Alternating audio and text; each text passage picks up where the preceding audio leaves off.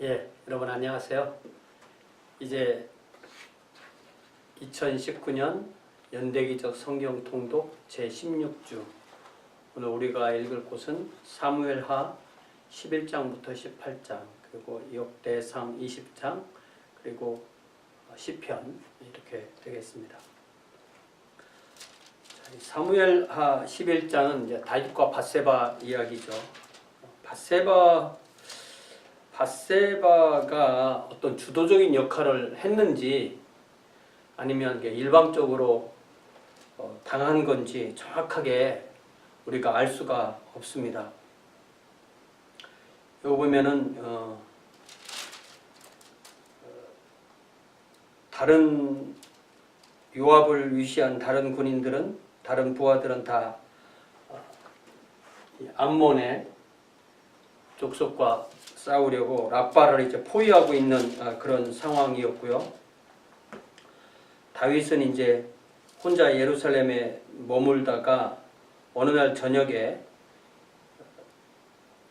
침상에서 일어났다고 하니까 아마 낮잠 자는 시간에 자고 이제 일어나서 저녁 때 일어나서 왕궁 옥상을 거닐다가 그곳에서 보니 한 여인이 목욕을 하는데 심히 아름다워 보이는지라. 이제 이걸 보고 이제 어떤 사람들은 밧세바가 의도적으로 다윗을 유혹하기 위해서 이렇게 했다라고 그렇게 좀 이해하는 사람들이 있는데 좀 불분명합니다. 그리고 이 밧세바라는 사람은 엘리암의 딸이고 햇사람 우리아의 아내 밧세바다. 이제 많은 사람들이 우리 아를 우리 야로 이렇게 발음을 하는데요. 영어로도 이게 우리 야 발음보다는 우리 아가 맞습니다. 그래서 우리 아 많은 사람이 우리 야 이렇게 말하죠. 예. 여기 4절에 보니까 3절에서는 사람을 보내서 그 사람이 누군가 이렇게 이 여자가 누군가 이렇게 알아보게 하고 4절에서 전령을 보내서 이제 불러오죠. 그 여자가 부정함을 깨끗하게 하였으므로 라는 이야기는 이제 아마 생리기간이 끝났다 이렇게 이야기를 하는 거고, 요 생리기간이 끝났을 때가 임신이 잘 되는 그런 가임기간일 수도 있겠죠. 그거 뭐 정확하게 잘 모르겠는데, 예. 그렇게 했고, 어쨌든, 여기에는 뭐, 동침을 뭐, 몇 번 했는지 그런 얘기는 안 나오고, 동침하고, 바로 임신한 걸로 그렇게 되어 있습니다. 그러니까 이게, 좀 딱 들어맞은 거죠. 임신했고, 임신했다. 그러니까 다윗이 맨 처음에 조치한 것은, 남편 우리아를 전쟁터에서 보내라. 그래서 이제 마치 전쟁터의 상황을 묻는 것처럼 하다가 집에 가서 자라. 이 얘기는 뭐 정확하게 엄밀하게 그 임신한 아기가 이 우리아와 사이에서의 아기처럼 그렇게 하려고 한 거죠. 그러나 우리아는 내려가지 않고 자기 집으로 가지 않고 왕궁에서 그냥 왕궁 문가에서 왕의 부하들과 잠을 잤다고 그렇게 되어 있습니다. 여기 11절에 보니까 왜 안 갔느냐 할 때 언약궤와 이스라엘과 유다가 야영 중에 있고 내 주 요압과 내 왕의 부하들이 바깥들에 진치고 있거늘 내가 어찌 내 집으로 가서 먹고 마시고 내 처와 같이 자리이까 내가 이 일을 행하지 아니하기로 왕의 살아계심과 왕의 혼의 살아계심을 두고 맹세하나이다. 우리아는 자기 아내와 이 다윗 왕과의 관계를 몰랐을 것 같아요. 예. 뭐 알고도 이렇게 했다고 하기가 쉽지 않고, 뭐 왕궁에 있는 사람은 다 알았으니까 얘기를 해줬을 수도 있지만 어쨌든 그렇다는 증거가 없습니다. 그 다음 날 또 취하게 먹게 했는데도 집으로 가지 않으니까, 예. 그 다음에 이제 두 번째 작전이 이제 14절에 아침이 되매 다윗이 편지를 써서 우리아의 손에 들려 요압에게 보내니 그 편지에 써서 이르기를 너희가 우리아를 맹렬한 싸움에 앞세워 두고 너희는 뒤로 물러가서 그로 맞아 죽게 하라. 그 편지를 써서 우리아의 손에 쥐어졌는데 그 우리아의 손 안에 있는 그 편지의 내용이 전쟁터에서 죽여라. 이 다윗을 보면요, 참 하나님 앞에서 순수할 때도 참 그렇게 순수할 수가 없는데 간악할 때도 그렇게 간악할 때가 없다 하는 것을 깨닫게 됩니다. 이 모든 것을 요압은 다윗의 머리 꼭대기에 있는 것처럼 이렇게 다 이해하고 그렇게 행합니다. 이제 12장에는 그 유명한 이제 나단 예언자를 하나님께서 보내셔서 그 우화, 가난한 사람이 딸처럼 여기는 양을 부자에게 손님이 왔을 때 자기 부자의 양은 아끼고 가난한 자의 것을 빼앗아서 그 손님을 접대했다. 이 얘기에서 이 부자에게 찾아온 그 행인이 뭘까, 그 손님이 뭘까 할 때 다윗에게 찾아온 그 정욕이라는 욕심이라고 이해를 할 수가 있겠죠. 그리고 7절부터 이 나단이 꾸짖는 이야기가 나옵니다. 당신이 그 사람이라 이스라엘의 하나님 여호와께서 이와 같이 이르시기를 내가 너를 이스라엘 왕으로 기름 붓기 위하여 너를 사울의 손에서 구원하고 내 주인의 집을 내게 주고 내 주인의 아내들을 내 품에 두고 이스라엘과 유다 족속을 내게 맡겼느니라. 만일 그것이 부족하였을 것 같으면 내가 내게 이것저것을 더 주었으리라. 그러한데 어찌하여 내가 여호와의 말씀을 업신여기고 나 보기에 악을 행하였느냐. 내가 칼로 햇사람 우리아를 치되 암몬 자손의 칼로 죽이고 그의 아내를 빼앗아 내 아내로 삼았도다. 이제 내가 나를 업신여기고 햇사람 우리아의 아내를 빼앗아 내 아내로 삼았은즉 칼이 내 집에서 영원토록 떠나지 아니하리라 하셨고, 한 사람의 아내를 빼앗고 한 사람을 죽였는데 그 결과는 다윗의 집에 칼이 영원토록 떠나지 않는 것이라고 말씀하셨죠.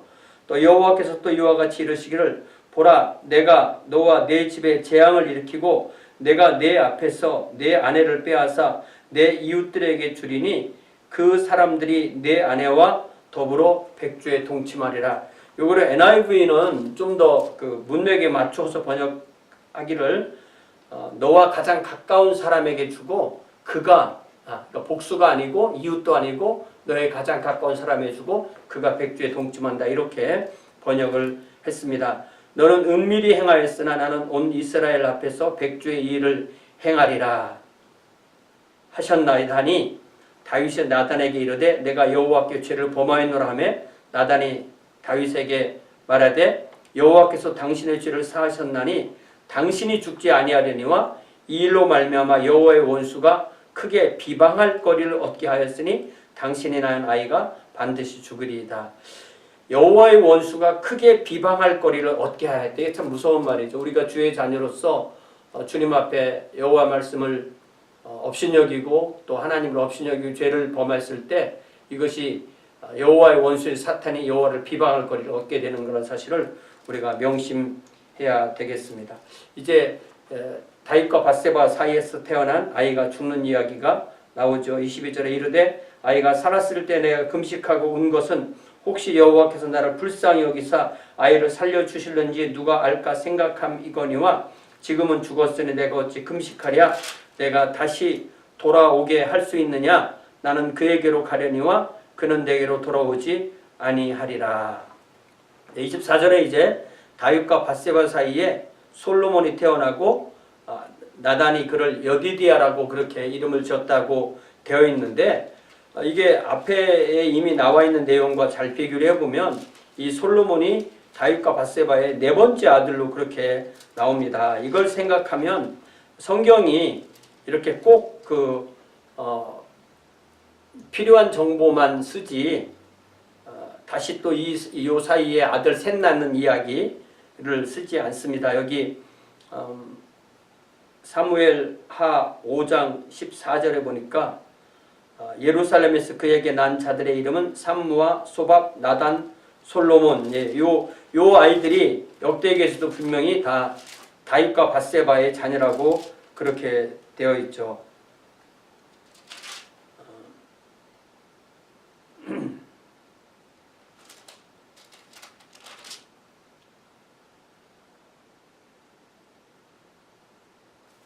여기 역대상 3장 5절에 예루살렘에서 그가 낳은 아들들은 이러하니 시므와 소악, 나단, 솔로몬 네 사람은 다 암멜의 딸 바수아의 수생이요. 이 바수아는 이제 밧세바의 다른 이름으로 그렇게 이해를 합니다. 자, 그리고 이 12장 뒷부분과 역대상 20장 부분에서 다윗이 요압의 청에 의해서 최종적인 전쟁의 마지막 승리는 이 다윗에게 이렇게 돌리는 그 내용이 나옵니다. 이런 것을 생각하면은 참 이 역대상 20장에 요압은 상당히 정치적인 감각도 있었고 또 어떤 다윗의 최소한 머리 꼭대기 위에 앉아 있는 듯한 느낌을 받을 수가 있습니다. 역대상 20장에 보면 해가 바뀌어 왕들이 출전할 때가 되매 요압이 그의 군대를 거느리고 나가서 암몬 자손의 땅을 격파하고 들어가 랍바를 에워싸고 다윗은 예루살렘에 그대로 있더니 요압이 랍바를 쳐서 함락시키매 다윗이 그 왕의 머리에서 보석 있는 왕관을 빼앗아 중량을 달아보니 금 한 달란트라 그들의 왕관을 자기 머리에 쓰니라 라고 되어 있죠. 그래서 이 역대상에는 이 다윗과 밧세바, 압살롬 이런 얘기가 전혀 나오지 않습니다. 그것은 역대상의 저장 목적이 훨씬 성전 중심이기 때문에 그렇다고 이해를 할 수가 있습니다. 자, 이제 사무엘하 13장은 이제 암논과 다말 그리고 압살롬의 이야기가 시작되고 하나님께서 나단 선지자를 통해서 다윗에게 말씀하셨던 그 징계가 어떻게 이루어지는가 하는 게 나옵니다. 이 다윗이 이제 헤브론 시절에서 낳았던 아들의 첫 번째 아들이 바로 이 암논이잖아요. 다시 요 다윗의 아들들의 이걸 보면은 사무엘하 3장 2절부터 보니까 헤브론에서 난 아들이 첫 번째 아들이 암논은 어머니의 이름이 아히노암. 그리고 두 번째가 아비가을의 아들이 길르압. 근데 이 길르압 이야기는 안 나와요, 잘. 그래서 아마 일찍 죽었거나 크게 역할을 하지 않은 것으로 볼 수 있고요. 세 번째가 바로 압살롬인데 그술 왕 달메의 딸 마아가의 아들. 그러니까 마아가고 여기 압살롬인데 그리고 압살롬과 다말인 거죠.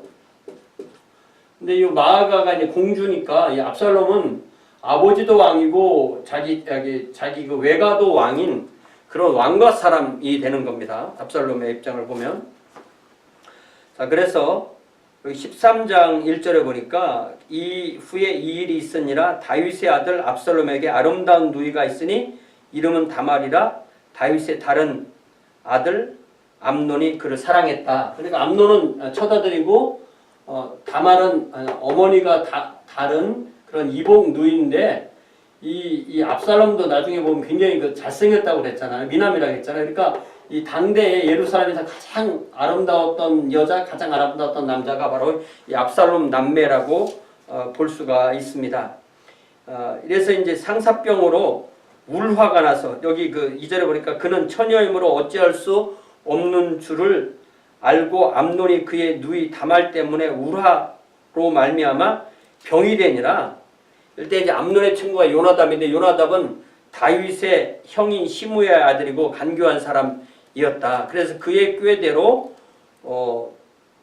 이제 다윗 왕의 허락을 받고 다말이 암논에게 가서 이렇게 과자를 만들어 주려고 할 때에 암논이 억지로 동침하게 되는 동침을 하려고 할 때 다말이 뭐라고 말하냐면은 12절에 다말이 암논에게 말하되 아니라 내 오라비여 나를 욕되게 하지 말라. 이런 일은 이스라엘에서 마땅히 행하지 못할 것이니 이 어리석은 일을 행하지 말라. 내가 이 수치를 지니고 어디로 가겠느냐? 너도 이스라엘에서 어리석은 자 중에 하나가 되리라. 이에 청하건대 왕께 말하라. 그가 나를 내게 주기를 거절하지 아니하시리라. 이게 영어 번역인 것처럼 Please speak to the king. He will not keep me from being married to you. 이게 이렇게 왕이 허락하면 둘이 결혼할 수가 있지 않겠느냐. 그런 얘기를 했던 것을 볼 수가 있습니다. 그러나 암논이 그 말을 듣지 아니하고 다말보다 힘이 셈으로 억지로 그와 동침하니라. 그리하고 암논이 그를 심히 미워하니 이제 미워하는 마음이 전에 사랑하던 사랑보다 더한지라. 암논이 그에게 이르되 일어나 가라 하니 다말이 그에게 이르되 옳지 아니하다. 나를 쫓아보내는 이 큰 악은 아까 내게 행한 그 악보다 더하다 하되 암논이 그를 듣지 아니하고 그가 부리는 종을 불러 이르되 이 계집을 내게서 이제 내보내고 문빗장을 치르라 하니 암논의 하인이 그를 끌어내고 곧 문빗장을 치르니라. 다말이 채색 옷을 입었으니 출가하지 아니한 공주는 이런 옷으로 단장하는 법이라. 다말이 채를 자기의 머리에 덮어쓰고 그의 채색 옷을 찢고 손을 머리 위에 얹고 가서 크게 울부짖으니라. 이게 암논이 이렇게 나쁜 짓을 한 것이지만 이 자체가 다윗에 대한 하나님의 징계라는 사실을 기억을 한다면 이게 죄라는 것이 용서됐다고 해서 어떤 그 결과가 사라지는 것이 아니라는 사실을 알 수가 있습니다. 이것을 그러니까 이게 다윗이 부인이 많다 보니까 이 형제들이 자기 어머니 중심으로 모이게 되고 그래서 다말은 철저하게 압살롬에게 자기 자신을 의지하게 됩니다. 그래서 20절에 보니까 그의 오라버니 압살롬이 그에게 이르되 내 오라버니 암논이 너와 함께 있었느냐? 그러나 그는 내 오라버니이니 누이야 지금은 잠잠히 있고 이것으로 말미암아 근심하지 말라 하니라. 이에 다말이 그의 오라버니 압살롬의 집에 있어 처량하게 지내니라. 그러니까 죽거나 그렇게 하지 않고 이 오빠와 함께 지내게 된 거죠. 다윗왕이 이 모든 일을 듣고 심히 노하니라. 여기서 끝난 거죠. 심히 노했으면 이 암논을 어떻게 징계를 했어야 되는데 그걸 하지 않은 거죠. 여기가 이제 다윗이 어떤 그 역할을 할 수 있는 그 찬스를 잃은 겁니다. 압살롬은 암논이 그의 누이 다말을 욕되게 하였으므로 그를 미워하여 암논에 대하여 잘잘못을 압살롬이 말하지 아니하니라. 이게 좀 번역이 조금 애매한데요. Absalom never said a word to Amnon, either good or bad. He hated Amnon because he had disgraced his sister Tamar. 그러니까 이게 어떤 그 왕에게 정식으로 얘기를 해서 징계를 청하고 이렇게 되는데 이게 암논이 이제 첫 번째 왕자 그러다 보니까 더 그렇게 못한 것 같고 어쨌든 다윗도 여기서 분명히 잘못한 거죠. 그리고 나서 벌써 2년이 지났습니다. 2년이 지났을 때 암논이 그러니까 압살롬이 자기가 털 깎는다 그 양털 깎는다는 행사를 한다고 그렇게 부탁을 하고 왕자들을 다 모아놓은 상태에서 에브라임 곁 바알 하솔에서 그렇게 한다고 해놓고 그 상황에서 암논만 그 부하들을 자기 종들을 통해서 쳐 죽이는 그런 이야기를 우리가 이 13장 뒷부분에서 읽게 됩니다. 그렇게 해놓고 압살롬은 자기 외갓집으로 돌아가서 그수랑 달메 그리고 자기 어머니 마아가는 이제 다윗의 부인이니까 집에 있겠죠. 그러니까 자기 외할아버지에게로 도망가게 된 거죠. 도망가서 압살롬이 구술에 38절에 압살롬이 도망하여 구술에 가서 거기서 산지 3년이라 다윗 왕의 마음이 압살롬을 향하여 간절하니 암논은 이미 죽었으므로 왕의 위로를 받았습니다. 여기서도 다윗이 가서 사람을 보내서 잡아오면 되죠. 잡아와서 징계를 해야 되는데 그걸 또 안 한 것이 3년이나 지나도록 그냥 시간을 방치한 것이 문제죠. 우리가 보통 추정해 보기를 이 다윗이 밧세바와 그런 사건을 일으켰을 때가 한 50세 정도로 한다면은 이게 벌써 이제 2년이 지나고 3년이 지났으니까 벌써 한 55세 이렇게 나이가 지났다고 그렇게 볼 수가 있습니다. 자, 이제 14장에는 압살롬이 그 요압의 꾀로 인해서 이제 돌아오게 되는데, 돌아왔지만 23절에 보니까 요압이 일어나 그술로 가서 압살롬을 데리고 예루살렘으로 오니 왕이 이르되 그를 그의 집에 물러가게 하여 내 얼굴을 볼 수 없게 하라 하매 압살롬이 자기 집으로 돌아가고 왕의 얼굴 보지 못하다. 돌아왔으면 어떤 뭐 재판을 하든지 뭐 징계를 하든지 어떻게 해줬어야 되는데 안 해주고 그냥 못 보게만 이렇게 하게 되는 거죠. 예. 여기 그 25절에 그 유명한 압살롬이 얼마나 멋있던 사람이었는지 나오죠. 온 이스라엘 가운데서 압살롬 같이 아름다움으로 크게 칭찬받는 자가 없었으니 그 발바닥부터 정수리까지 흠이 없음이라. 그의 머리털이 무거움으로 연말마다 깎았으며 그의 머리털을 깎을 때 그것을 달아본 즉 그의 머리털이 왕의 저울로 200세겔이었다. 약 한 200세겔 정도 하면은 한 5파운드 정도 된다고 그래. 머리의 무게만 5파운드, 머리털의 무게만 5파운드 되는 그런 상황입니다. 자, 그리고 압살롬이 아들 셋과 딸 하나를 낳았는데 딸의 이름은 다말이라. 그는 얼굴이 아름다운 여자다. 그러니까 아들도 셋이 있었고요, 분명히. 또 딸도 있었는데 딸도 장성해서 벌써 아름답다 할 정도면 최소한 사춘기가 지나고 뭐 13살, 14살, 15살 이렇게 돼야 되잖아요. 그러니까 이걸 계산해 보면 압살롬도 거의 뭐 최소한 30살이 넘은 나이여야 되고 다윗도 벌써 중년을 지나서 5, 60세 거기까지 가 있어야 되는 것입니다. 이렇게 돌아와서 또 2년이 지났어요. 그러니까 이 밧세바 사건으로부터 보면 벌써 7년 정도가 지난 거죠. 그래서 이태 동안 그렇게 아버지 얼굴을 못 보고 살게 되니까 이 다윗의 성격이, 압살롬의 성격이 대단하죠. 요압의 밭에 불을 질러가지고 요압을 다시 불러서 요압을 통해서 왕을 만납니다.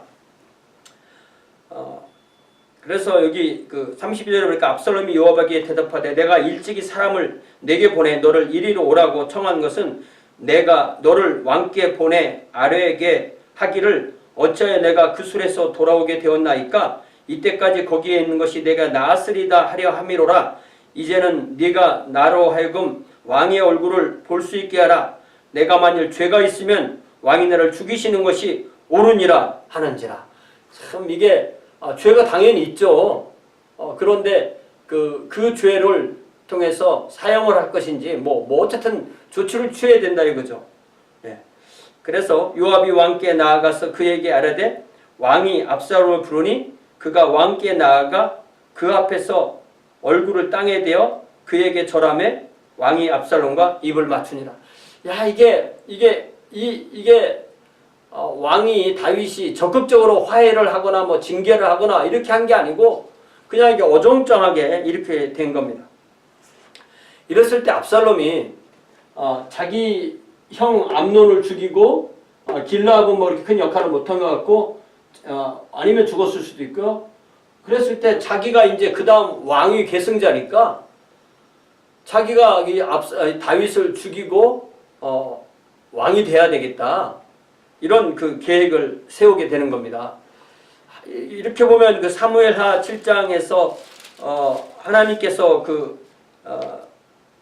다윗에게 나단을 통해서 말씀하여 주신 대로 내 수완이 차서 내 조상들과 함께 누울 때 내가 내 몸에서 내 씨를 내 뒤에 세워 그의 나라를 견고하게 하리라 했던 이 사람이 왜 내가 날 수도 있지 않은가 이렇게 아마 생각을 했을 수도 있는 거죠. 그래서 자기 병거를 15장에 보니까 이후에 압살롬이 자기를 위하여 병거와 말들을 준비하고 호위병 50명을 그 앞에 세우니라.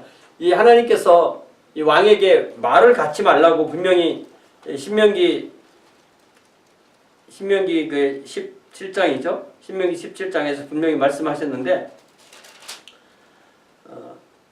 물론 이제 병마를 많이 두지 말라고 했지만 다윗은 뭐 말을 갖다는 기록이 없고요. 처음으로 말을 가진 사람이 바로 압살롬입니다. 그는 병마를 많이 두지 말 것이요. 또 아내를 많이 두지 말고 은금을 많이 쌓지 말라고 했는데 다윗은 병마를 많이 두지 않았지만 이 아내 문제 쪽에서 좀 잘못해서 그런 문제가 생겼다고 볼 수도 있습니다. 그래서 이렇게 병거 하나를 준비하고 또 말들은 복수를 준비하고 호위병 50명을 자기가 사병처럼 그렇게 만들고 사람들이 이제 예루살렘에 왕에게 만나서 송사하려고 하면은 그들의 마음을 뺏는 것입니다. 그래서 3절에 보니까 압살롬이 그에게 이르기를 내일이 옳고 바르다마는 내 송사를 들을 사람을 왕께서 세우지 아니하셨다고 또 압살롬이 이르기를 내가 이 땅에서 재판관이 되고 누구든지 송사나 재판할 일이 있어 내게로 오는 자가 내가 자에게 내가 정의를 베풀기 원하노라 하고 사람이 가까워서 그에게 절하려 하면 압살롬이 손을 펴서 그 사람을 붙들고 그에게 입을 맞추니 이스라엘 무리 중에 왕께 재판을 청하러 오는 자들마다 압살롬의 행함이 이와 같아서 이스라엘 사람의 마음을 압살롬이 훔치니라 이렇게 되었어요. 이게 이 다윗이 이제 감각을 잃은 거죠. 네. 다윗 때 상당히 감각을 잃은 겁니다. 그리고 7절에 이게 4년 만에 이렇게 됐는데 이게 원어는 40년입니다. 그래서 이게 다른 이제 70년이라는 이런 데서 4년으로 되어 있는데 40년이라고 하면 어디부터 기준해서 40년인지 이게 좀 불확실한 겁니다. 어쨌든 그냥 순차적으로 생각하면 지금 거의 이제 밧세바 사건이 있고 나서 거의 한 10년 정도 흘렀다고 이렇게 볼 수도 있습니다. 그래서 이때쯤에 자기가 그 헤브론에 가서 이미 조직이 이제 완성되었다고 생각해서 헤브론에서 왕이 되는 것을 선포하는 그런 것을 합니다. 그리고 이때 참여한 사람이 바로 12절에 제사 드릴 때 압살롬이 사람을 보내어 다윗의 모사 길로 사람 아히도벨을 그의 성읍 길로에서 청하여 온지라 반역하는 일이 커가매 압살롬에게로 돌아오는 백성이 많아진지라. 그래서 이 헤브론이 바로 다윗이 왕이 됐던 곳이잖아요.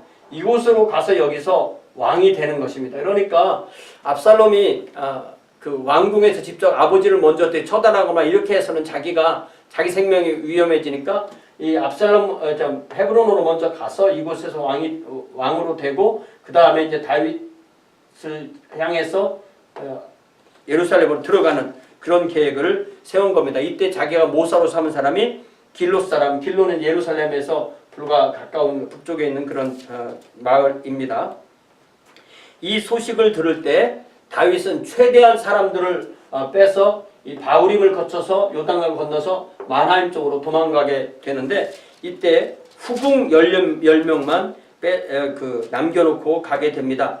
이 상황에서 18절에 보니까 그의 모든 신하들이 그의 곁으로 지나가고 모든 그렛 사람, 모든 블렛 사람 및 왕을 따라 가드에서 온 모두 가드 사람 600명이 왕 앞에 행진하여. 여기 나오는 이 15장 18절에는 그렛, 블렛, 가드 사람은 이 다윗이 이 가드에서 오랫동안 살았기 때문에 그때 이 다윗에게 이렇게 와서 함께 다윗과 함께 있었던 그런 그 블레셋 사람들로 그렇게 이해가 됩니다. 그래서 이 가드 사람 이제 나중에 보면 이때가 나오는데 이때가 바로 이 다윗의 새 군사 장군 중에 한 명이 되게 되는 거죠.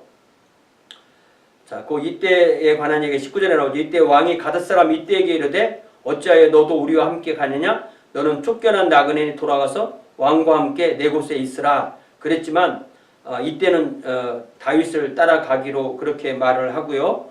이제 24절부터 보니까 사독과 아비아달이 언약궤를 가지고 다윗을 따라가려고 할 때 오히려 사독과 아비아달에게 언약궤를 가지고 예루살렘에 머무르라고 그렇게 부탁하고 특별히 사독의 아들 아히마아스와 아비아달의 아들 요나단이 그곳에 있으면서 이렇게 전령처럼 그렇게 쓰게 그렇게 하고요. 그 다음에 더 확실한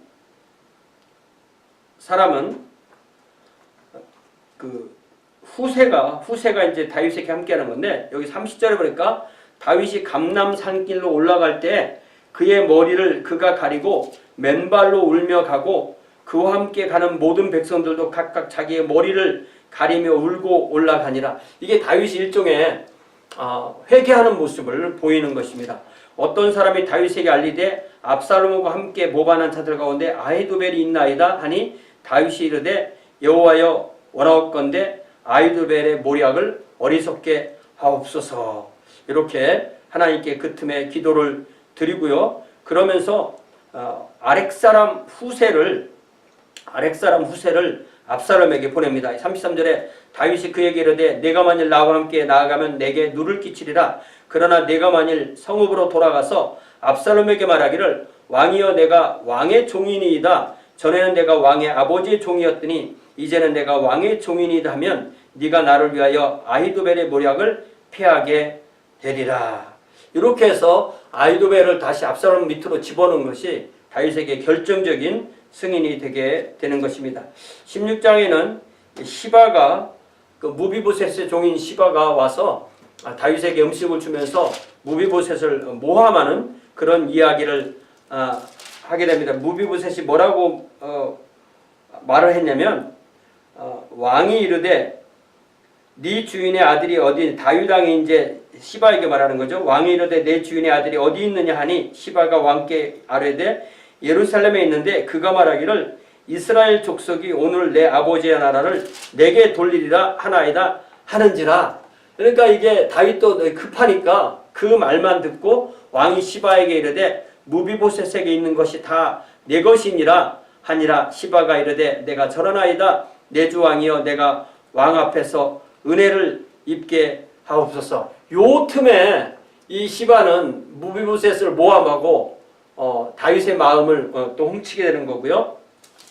그 다음에 이제 시므이는 이제 사울의 친족이고 게라의 아들이라고 했는데 이 사람이 다윗을 심하게 모욕할 때 아비새가 그를 쳐 죽이겠다고 할 때 11절에 다윗이 아비새와 모든 신하들에게 이르되 내 몸에서 난 아들도 내 생명을 헤아려 하거든 하물며 이 베냐민 사람이랴. 여호와께서 그에게 명령한 것이니 그가 저주하게 버려두라.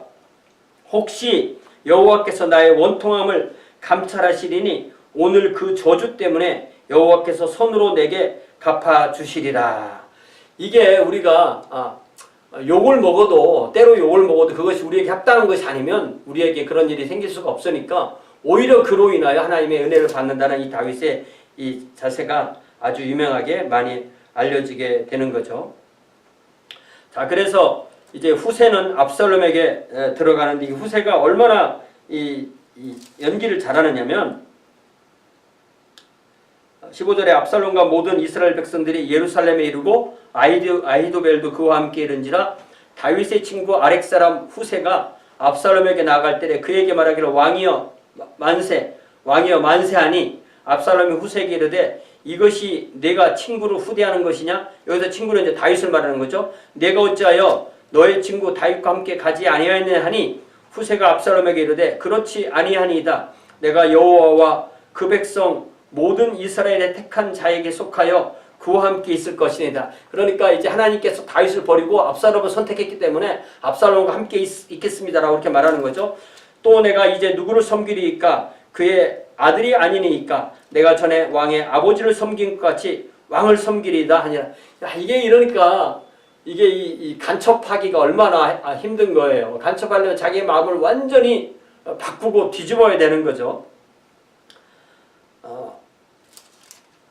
이 상황에서 아히도벨이 압살롬에게 이 아버지가 왕궁에 남겨놓은 후궁들과 동침하라 이렇게 얘기해서 나단 예언자가 말했던 그 저주가 그대로 이루어지는 일이 나오고요. 그래서 23절에 그때 아히도벨이 베푸는 계략은 사람이 하나님께 물어서 받은 말씀과 같은 것이라 아히도벨의 모든 계략은 다윗에게나 압살롬에게나 그와 같이 여겨졌더라. 그래서 이 압살롬이 얼른 군인을 12,000명 뽑아서 다윗을 추격해서 다윗 왕만 쳐 죽이고 오겠다.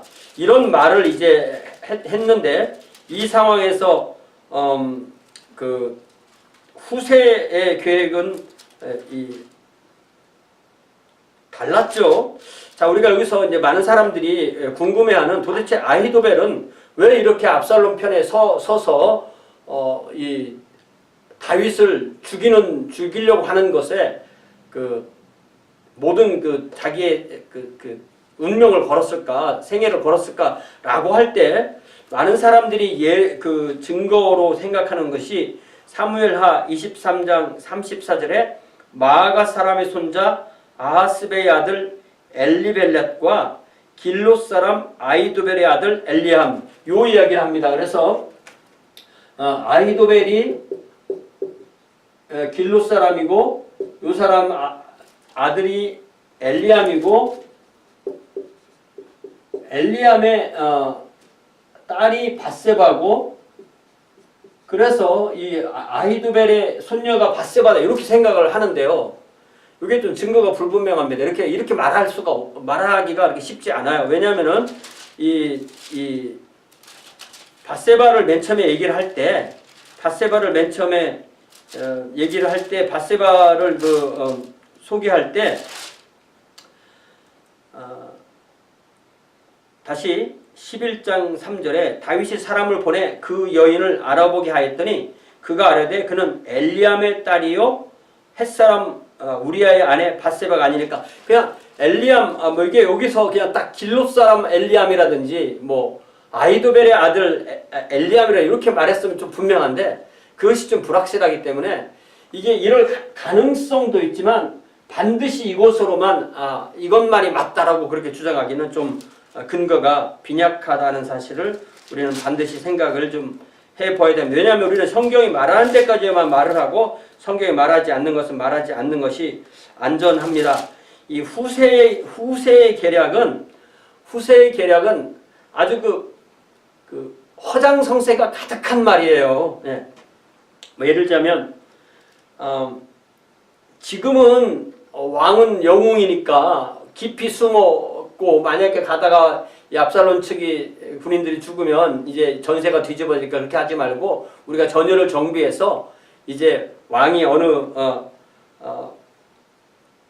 11절부터 나는 이렇게 계략을 세웠나이다. 온 이스라엘은 단에서부터 부엘세바까지 바닷가에 많은 모래같이 당신께로 모으고 친히 전장에 나가시고 우리가 그 만날 만한 곳에서 그를 기습하기를 이슬이 땅에 내린 같이 우리가 그의 위에 덮여 그와 함께 있는 모든 사람을 하나도 남겨두지 아니할 것이요 또 만일 그가 어느 성에 들었으면 온 이스라엘이 밧줄을 가져다가 그 성을 강으로 끌어들여서 그곳에 작은 돌 하나도 보이지 아니하게 할 것이니이다. 이게 말은 멋있는데 이게 말이 안 되는 말인 거잖아요. 그런데 이 압살롬이 좀 이 허장성세가 있는 사람이니까 이런 말에 넘어가는 거죠.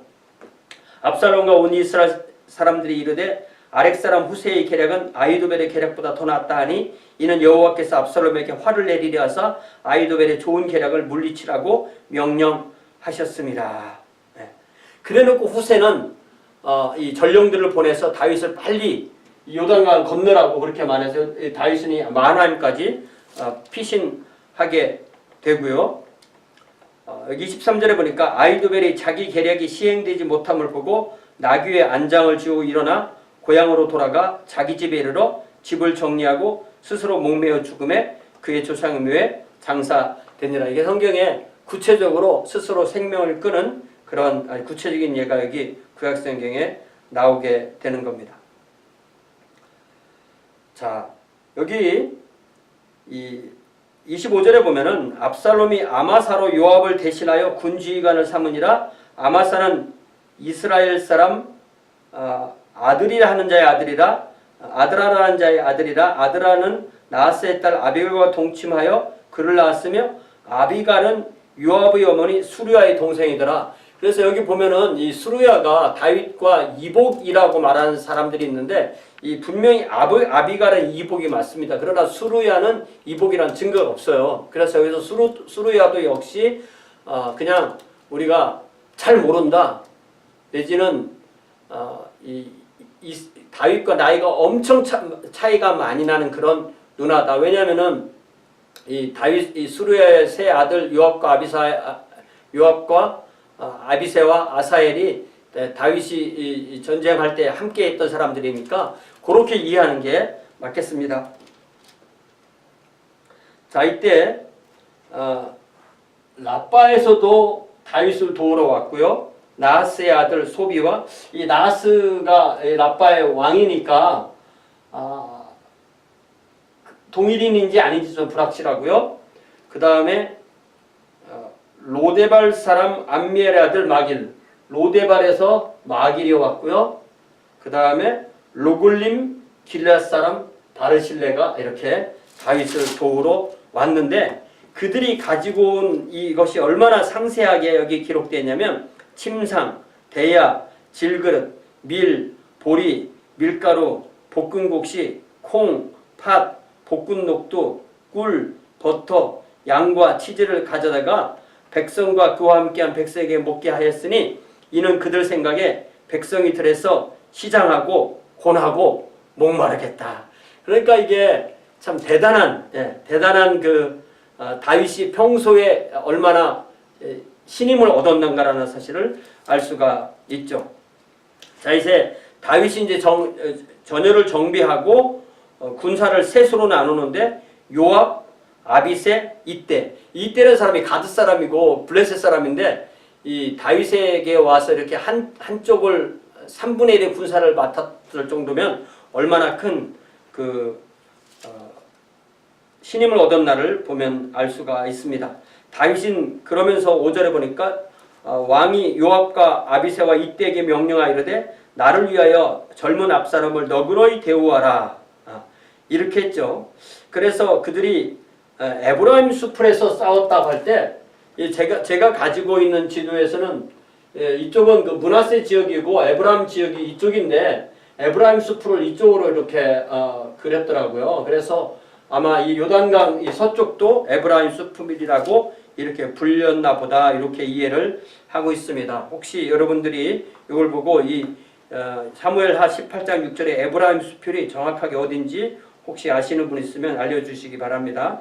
자, 그래서 이제 압살롬이 어떻게 죽었나 할 때, 압살롬이 죽은 것은 죽을 직접적인 원인은 그가 그렇게 자랑했던 그 머리가 어떻게 노새를 타고 그 숲을 지나가는데 머리가 숲풀에 상수리나무에 걸리고 나귀는 빠져나가고 공중에 대롱대롱 매달려 있는 상태. 그게 자기 몸을 이렇게 해서 그걸 피하지도 못하고 머리가 걸려 있으니까 그걸 보고 요압이 그 소식을 듣고 창 3개로 가서 그의 심장을 찌르고 그의 부하들 10명이 공동으로 살인을 하게 되고, 전쟁이니까 다윗이 그렇게 말렸는데도 살인을 하고 그에게 돌을 던져서 무덤을 만들어 돌무더기로 무덤을 싼 거죠. 그러니까 가족묘에 장사된 게 아닙니다. 근데 18절은 그렇게 재밌는 얘기가 나오는데, 압살롬이 살았을 때 자기를 위하여 한 비석을 마련하여 세웠으니 이는 그가 자기 이름을 전할 아들이 내게 없다고 말하였음이더라. 여기 분명히 그 압살롬이 아들이 셋이 있고 딸도 다말이라는 딸이 있었다고 그렇게 되어 있었는데 아들이 없었다는 걸 봐서 아마 무슨 이유로 이 세 아들을 다 잃었을 가능성이 큽니다. 이러므로 자기 이름을 기념하여 그 비석에 이름을 붙였으며 그 비석이 왕의 골짜기에 있었고 이제까지 그것을 압살롬이 기념비라고 했더라. 그러니까 자기 비석을 미리 왜 살아서 자기 비석을 이렇게 만드는지, 비석을 만들어서 미리 왕위 교회에 세워놓고 자기는 다른 곳에 에브라임 수필에서 죽어서 돌무더기에 쌓이게 되는 그런 일이 생기게 됩니다. 자, 이 상황에서 이제 아히마아스와 구스 사람이 이 소식을 전하는데, 아히마아스는 왕에게 갔는데도 그 내용을 구체적으로 전하지 않고 구스 사람이 구체적으로 전하게 되는 그런 이야기를 읽게 됩니다. 자, 이제 33절에 보니까 그 소식을 들은 다윗 왕의 마음이 심히 아파 문 위층에 올라가서 오니라. 그가 올라갈 때 말하기를 내 아들 압살롬아, 내 아들 압살롬아, 차라리 내가 너를 대신하여 죽었다면 압살롬 내 아들아. 이게 다윗이 이 자녀에 대해서 너무 이게 좀 이해가 되면서도 이해가 되지 않는 그런 상황이 있게 되는 것입니다. 오늘 역사적인 사건은 이 정도로 하게 되고요. 이제 시편에 있는 말씀들을 그 해당되는 구절들만 읽고 마치도록 하겠습니다. 시편 69편에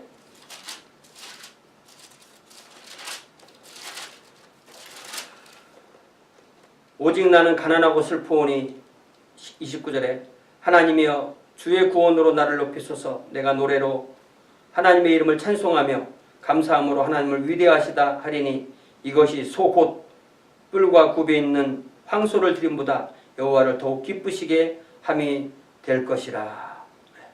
하나님께 찬송하고 감사하고 하나님의 이름을 높이는 것이 얼마나 소중한 예배가 되는가를 볼 수 있고요. 또 70편 2절에서는 나의 영혼을 찾는 자들이 수치와 무한을 당하게 하시며 나의 상함을 기뻐하는 자들이 뒤로 물러가 수모를 당하게 하소서. 아하하 하는 자들이 자기 수치로 말미암아 뒤로 물러가게 하소서. 이렇게 기도합니다. 자, 이제 51편에서는 제목이 다윗의 시 인도자를 따라 부르는 노래. 다윗이 밧세바와 동침한 후 선지자 나단이 그에게 왔을 때라고 되어 있어서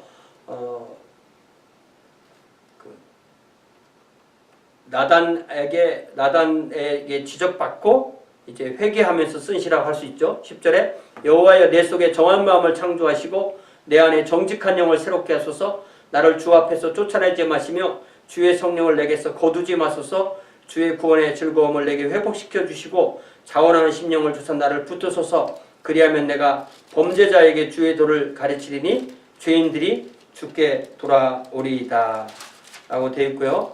시편 32편도 역시 그와 비슷한 그런 상황입니다. 이거를 시편 32편 오히려 이 51편보다 먼저 읽는 것이 순서가 더 맞겠네요. 3절에 내가 입을 열지 아니할 때 종일 신음함으로 내 뼈가 쇠하여 있나이다. 주의 손이 주야로 나를 누르시오니 내 진액이 빠져서 여름 가뭄에 마름같이 되었나이다. 이렇게 고백하지 않았을 때의 상황을 이야기를 하고 있고요. 86편에서는 내게로 돌이키사 내게 은혜를 베푸소서. 주의 종에게 힘을 주시고 주의 여종의 아들을 구원하소서. 은총의 표적을 내게 보이소서. 그러면 나를 미워하는 그들이 보고 부끄러워하오리니 여호와여 주는 나를 돕고 위로하시는 이신이이다. 이렇게 노래를 합니다. 이제 시편 122편에서는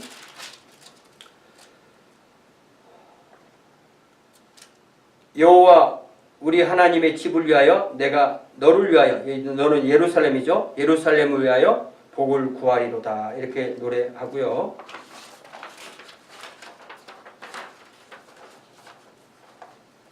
시편 3편은 구체적으로 그 압살롬과 관련해서 제목이 붙어 있죠. 다윗이 그의 아들 압살롬을 피할 때 지은 시에서 내가 누워 자고 깨었으니 여호와께서 나를 붙드심이로다.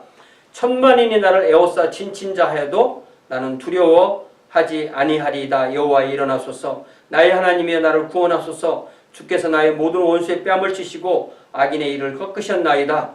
구원은 여호와께 있사오니 주의 복을 주의 백성에게 내리소서. 사편에서도 여러 사람의 말이 우리에게 선을 보일 자 누구냐 하오니 여호와여 주의 얼굴을 들어 우리에게 비추소서. 주께서 내 마음에 두신 기쁨은 그들의 곡식과 새 포도주가 풍성할 때보다 더하니이다.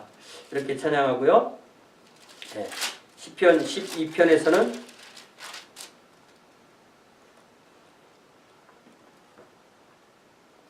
말에 관한 이야기인데요. 사람의 말과 하나님의 말씀. 6절에 여호와의 말씀은 순결하며 흙 도가니에 7번 달려는 은 같도다. 이렇게 찬양합니다.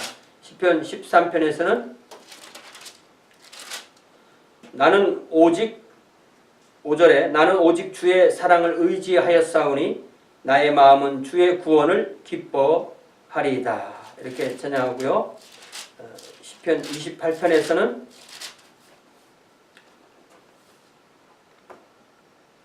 여호와는 그들의 힘이시여 그의 기름 부음 받은 자의 구원의 요새시로다. 주의 백성을 구원하시며 주의 산업에 복을 주시고 또 그들의 목자가 되시어 영원토록 그들을 인도하소서. 이렇게 찬양합니다. 시편 55편에서는 나는 하나님께 부르짖으리니 여호와께서 나를 구원하시리로다. 저녁과 아침과 정오에 내가 근심하며 탄식하리니 여호와께서 내 소리를 들으시리로다. 이게 이스라엘은 하루의 시작이 저녁이잖아요. 일몰부터 시작이 되는 겁니다. 그래서 저녁과 아침과 정오 이런 시간의 순서가 이해가 되는 것입니다. 시편 26편에서는 나는 나의 완전함에 행하오리니 나를 속량하시고 내게 은혜를 베푸소서. 시편 40편 시편 40편 내가 여호와를 기다리고 기다렸더니 귀를 기울이사 나의 부르짖음을 들으셨도다. 나를 기가 막힐 웅덩이와 수렁에서 끌어올리시고 내 발을 반석 위에 두사 내 걸음을 견고하게 하셨도다. 참 기가 막힐 웅덩이, 수렁, 그 아들에게 모반을 당하는 그런 상황을 우리가 기억을 할 수가 있습니다. 자, 이제 58편에는 마지막으로 58편에서는 악인을 말할 때 그들의 독은 뱀의 독 같으며 그들은 귀를 막은 귀머거리 독사 같으니 술사에 홀리는 소리도 듣지 아니하고 능숙한 술객의 요술도 따르지 아니하는 독사로다. 이게 그 당시에도 이렇게 뱀을 가지고 이렇게 어떤 훈련시켜서 마술을 하는 그런 사람들이 있었다는 사실을 알 수가 있습니다. 그래서 오늘 우리가 이 읽은 부분은 참 참담한 이야기들이 많이 있는 이야기인데 이런 이야기를 통해서 우리가 어떻게 그 근본적인 것이 다윗의 그 정욕부터 시작된 거잖아요. 그리고 나서 다윗의 우유부단함에 의해서 이러한 그 가정과 또 다윗 한 사람뿐만 아니라 온 나라가 전쟁에 쌓이게 되고 결국 암논이 죽고 그 다음에 압살롬도 죽고 이렇게 다윗의 왕자들이 계속 죽어나가는 그런 이야기들이 있게 되는 것입니다. 그래서 우리가 결국은 하나님 앞에 순종하는 것, 또 우리가 가장 두려워해야 될 것이 바로 하나님 앞에 죄를 짓는 것이다 라는 사실을 다시 한번 기억하게 됩니다. 오늘은 여기까지 하겠습니다. 감사합니다.